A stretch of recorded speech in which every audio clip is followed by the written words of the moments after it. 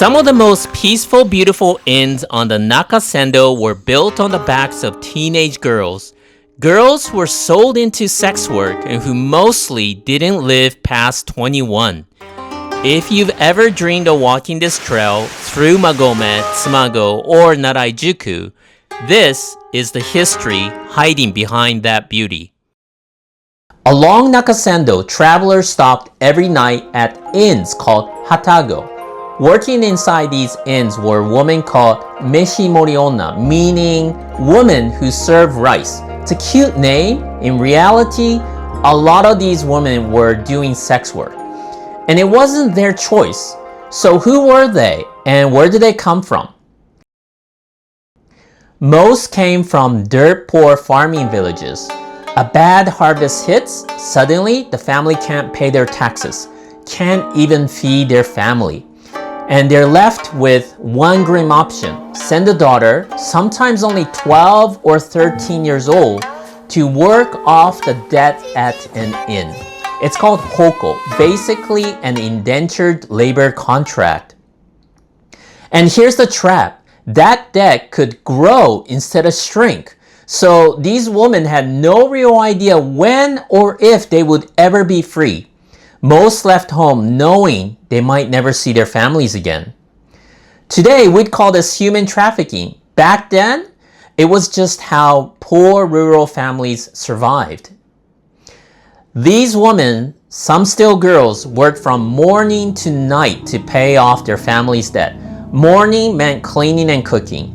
Evenings meant serving meals to travelers. And at night, they had to stand outside the inn, calling out to passerby, trying to pull them in as customers for sex.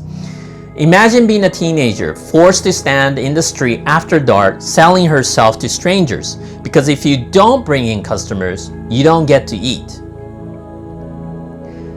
And here's the gut punch. Records from one post down, Tsumago-juku, show the average age of death for these women was 21 and 3 months.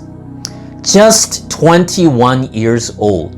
This was at a time when most adults who survived childhood lived well into their 60s. So you can imagine just how hard life was for these women. We do have some records of how they died. One woman, Nami, died at age 21 with just 3 years left on her contract. She never got to leave. Some didn't wait for an illness to take them. In 1583, a woman named Kiau from Ise ended her life alongside a regular customer. It was a double suicide known as shinju, and it happened quite often in Edo society. People back then didn't have the freedom to choose who they fell in love with. Strict social rules trapped people into place. For Meshimori Onna, a debt contract meant they legally couldn't marry at all. In another case, at Tsumago-juku, 4 women at the same inn, ages 19 to 25, walked to a pond together and drowned themselves rather than keep living this way. Here's the twist. The innkeeper who employed them built real gravestones afterward with their real names carved in. These gravestones still stand today. This wasn't rare enough to be shocking at the time. Historians say this kind of things happened again and again across different towns. A quick comparison. Have you heard of Yoshiwara? It was the famous red light district in Edo. Actually, the only place in Japan where prostitution was officially legal. And because of that, it was tightly controlled. Yoshiwara had walls, a moat, and guards at the gate. Women there could leave only twice a year, at most, always with an escort. Basically, it was a prison. Meshimori Onna technically had it a little bit better. No walls, no moat, just an open road right outside. Sounds like more freedom, right? Except, where would they go? No money, no family nearby, a debt they couldn't pay. There was really nowhere to run to. Here's the saddest part. When a Meshimori Onna died, nobody came to claim her.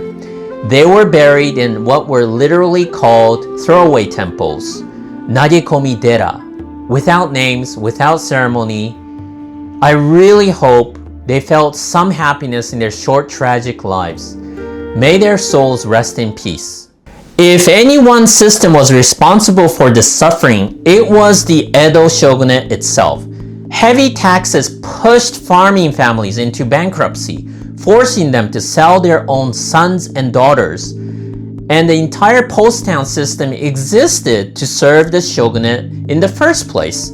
Post towns had to supply horses and porters for feudal lords traveling to and from Edo, a system called sankin kotai. I covered this in depth in another video, so check the link in the description. Any business that couldn't supply the horses and the porters was hit with very heavy taxes instead. It simply couldn't survive on meals and lodging alone, so what they needed was another source of income. They turned to the Meshimori Onna to bring in cash. The shogunate banned the practice at first. Then, a brutal crackdown in 1740 crushed one town's economy so badly that the government essentially reversed course.